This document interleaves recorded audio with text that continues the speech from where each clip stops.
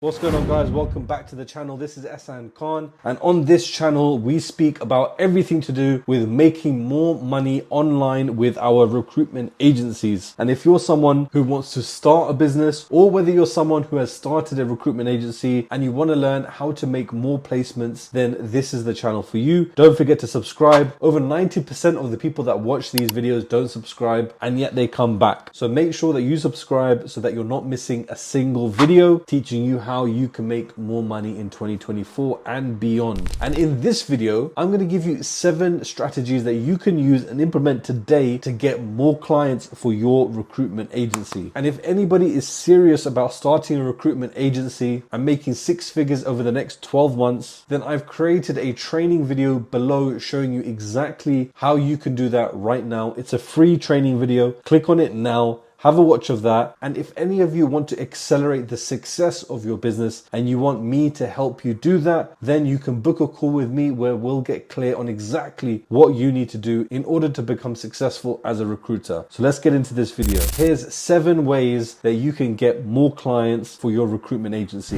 Number 1, networking. Building and maintaining relationships with professionals in your industry is the blood that flows through the veins of your business. Attending industry events, joining professional associations, and engaging on social media platforms like LinkedIn can help you expand your network and lead to more clients and leads. So try to join as many communities as you can online and visit as many events as you can where your target audience will be. So for example, if someone is recruiting for software engineers, then go to hackathons. That's where software engineers live. And you can speak to them. Some of them might be relevant for you, some of them might not be relevant for you, but even the ones that are not relevant for you, you leave them your details and they will know people that will be relevant for you. So these type of events are very powerful because you're meeting people in person, and there's nothing, and I can guarantee you, nothing that can beat a face-to-face interaction with someone. No phone call is ever going to beat the power of a face-to-face interaction that has gone well. Number 2, offering valuable insights. Providing valuable insights and resources to potential clients demonstrates your expertise and builds trust and rapport. And you can do this by either sharing industry reports, offering free consultations, or providing helpful content through blogs or webinars or YouTube videos. Now, this is something that I do a lot, and I always make sure to start the call off knowing what piece of information I'm going to provide to this person. What tidbit, what secret can I tell this person to impress him? That's something that I do before every single call, and it doesn't take rocket science. These are small things that we're talking about that make a big impact. So for example, if I was working with an oil and gas client, then I would speak to that oil and gas client about something that's happened in the market that I know of that's relevant to them. So for example, if I was speaking to a client that made piping for offshore rigs, I can tell them about another company that I've spoken to, or that I've seen something online, or I've spoken to a candidate, or maybe I've worked and placed with this company before as well, and I can drop in some insight to make me look really good. So for example, I can say to a client that's recruiting for a engineer, I can say, is this for that new offshore wind farm in Sweden that's being built? And they'll say, no, we lost out to this company. And then you could say, yeah, I spoke to them, they're looking for people at the moment, so I guess it's for that. And you're providing some sort of insight to them so that they know that you are a specialist not only in this particular skill set and sector, but also within the specific industry that they are in. Because every single person, without fail, every single person that works in any industry believes that only people in their industry understands them. And that goes for people that they hire as well. If you find 2 people with the exact same experience, the exact same skill set, but one of them has some experience in a particular industry and the other has industry experience in another field, this company here will hire the one that has the right industry specific experience, because they believe that that person will be better. They will understand. There'll be a lower learning curve than this person that doesn't have that industry knowledge. So always make sure to offer valuable insights to your clients when you're speaking to them, even if it's the first time you've spoken to them and they're not even technically your client. That's how you get them to trust you. Number 3, specialization. This is what I keep harping on about on every single video. You must specialize. And by specializing, you automatically gain more trust, more respect with the clients that you approach and with the candidates that you approach. The moment you say that you are a specialist in a particular field, that gives them a sense of comfort that you understand their needs, their pains, their wants, their concerns, and of course, their industry that they are in. And so all of these things happen with that very simple move to specialize. And the reason why I always talk about this is because there is no way for you to actually show value to a client or a candidate if you are just randomly working with any vacancy or lead that comes your way. So make sure you specialize and the roles and leads will come to you, I guarantee it. Number 4, focus on your marketing and branding. Now, so many recruitment companies completely lack this understanding of how to market and brand their agency out other than just the email marketing and cold calling methods. Now, of course, those are the two things that every recruitment agency is built upon. If you take either one of those away, it will surely fail.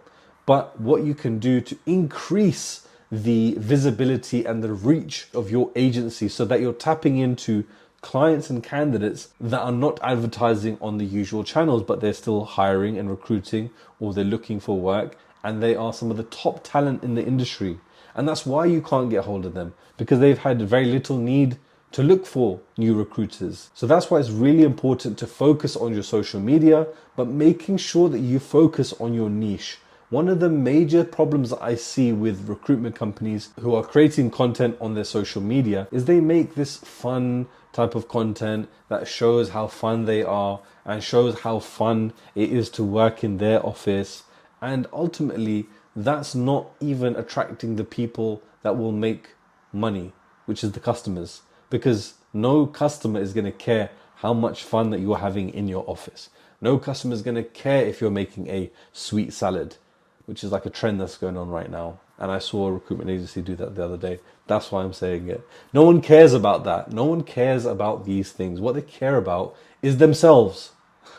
Everyone just cares about. That's why you in your recruitment agency are making that type of content, because you just care about yourselves. But your audience, your customers don't care about that. That's why they're not going to come to you.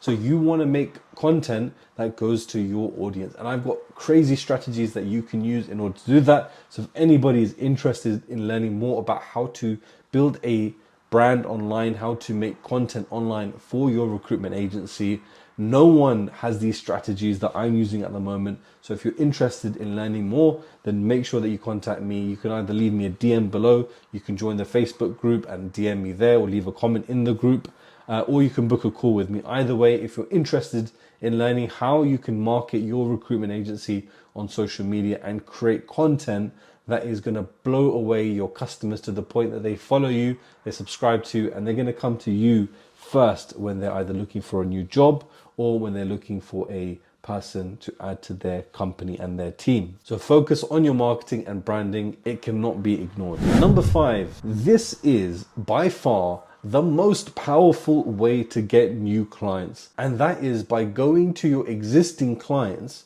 and asking them for referrals.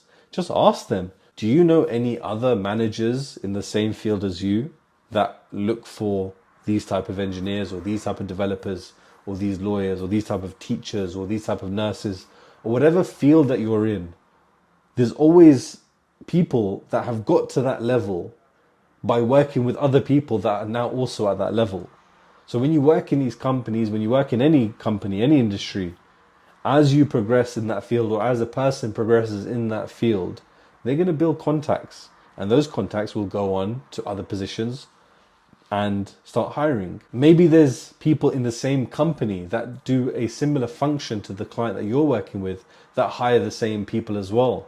Maybe they can refer you internally to other managers. Now, especially if you're working with larger scale companies, one of the questions that you have to be asking your clients on the very first call are how many of these engineers work in your company. And from that, you can start breaking that down and say, is that just your team? Are there any other teams that have these people that work there? And through that, you can start networking internally from the very first call. But if you haven't done that so far, pick up the phone, call the clients that you've already worked with, say, hey, it's been a while, do you want to go for lunch? Pitch them lunch. If you go for lunch, sit down with them, talk to them about how things are going with the person that you've placed. How was the interview process? What new projects have they got coming in? And then you can ask them, who else do you know that needs these engineers? Open question, and take it from there. Very powerful way, because if that person refers you to somebody else and you say, hey, this person sent me your details, said that you'd need some people, let's talk. Or let's say that they've sent an email, they've copied you in to the other person as well, to the other client. Very, very powerful. Very few times will that extra individual, that new person, that new client that you've just secured will ever turn around and say, no, I don't want to work with you. Or, I don't trust this person's referral. Very few times in history has that probably happened. Number 6, this goes left unsaid, which is you need to provide an excellent service for your clients. Now, of course, we just spoke about referrals, and obviously the only way that you can ask for a referral is if you've given an excellent service to the clients that you've worked with, because then that's a good referral to go to. If you've had a bad experience, then that wouldn't make much sense, would it? But the reason why I separate this from the previous point is because there have been times where I've worked with a client and I've gotten a role off of them, and through speaking with them and asking them lots of questions, this was the only role that they were hiring. But once we had gone further into the process, that's when they then revealed, well, actually, there are some other roles that I think you can help with. So through them seeing that I'm a competent recruiter, I'm giving them a good service, I'm giving them good candidates, they're now trusting me with more roles, because ultimately these clients don't want you to send them a million emails with a million CVs. They want things to be targeted. They want things to be streamlined. And so sometimes they will just give you one role out of many roles that they have, just to test how you do. And if you do well and you provide that excellent service for them, then they'll open up these other roles that they had hidden from you initially. And number 7, one of the best ways that you can get clients on demand is through mail shots and continuously speaking to your clients through email. So I'll typically mail shot the same list of clients once or twice a week, depending on many factors. And I make sure that every client on my list is specific to the niche that I am specializing within, because that way, every time I send out an email, that email is going to be relevant to every single person on that list. And that's very important. And this might sound strange, but one of the best things that can happen when you send out a mail shot or any email to a client, one of the best things that can happen is that they don't respond.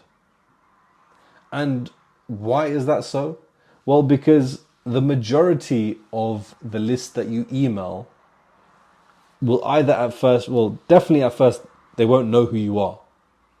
So if they don't tell you something negative straight away, that's a great thing. So don't always expect that you're going to get 100 emails back from 400 emails that you send out. In fact, you'll be lucky to get 1 or 2 bites from every 1,000 that you send out. That's just how things work. Not everybody wants to work with you. Not everybody needs to work with you. Not everybody's hiring right now. But if they're not telling you to unsubscribe them from the list, then you've done a good job. You've done a good job, especially if now you're repeating the emails that you're sending to them every week, twice a week, and they're still not saying to you, unsubscribe me from this list. That means they're looking at your email, they're seeing the value in your emails, and they're keeping it to one side for when they do need to contact you. But you keep doing that because attention is very fickle in this day and age.